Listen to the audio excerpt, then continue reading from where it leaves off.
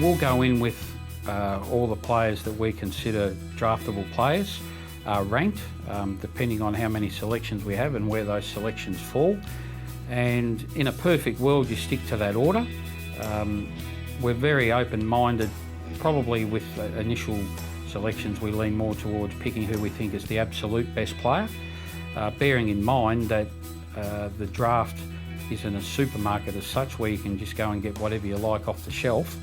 There's varying levels of quality and ability and attributes in each player. So sometimes, while the perception might be that you need a particular type of player, you might be jumping over the next 6 best players to get to that type. So you do have to keep that in mind.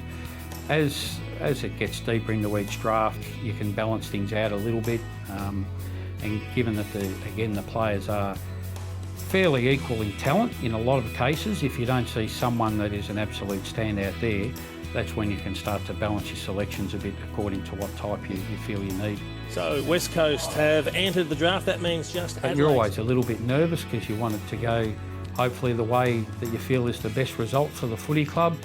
You can't allow yourself to get too nervous because obviously you've got 2 minutes to make a decision each time it comes round to our selection. And you shouldn't be too nervous either because you've done 99% of the homework before you get there, and all of those decisions have been discussed and made. So really you shouldn't have too many surprises on draft day. The draft being the system that it is, no one actually knows the absolute outcome beforehand.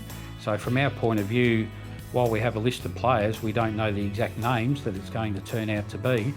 And from the players' point of view, first of all, they're hoping to be drafted. Second of all, okay, where am I going to end up? So once that's actually been put in place and we know who we've drafted, we then spend a lot of time straight away with Ian Miller, who looks after our welfare.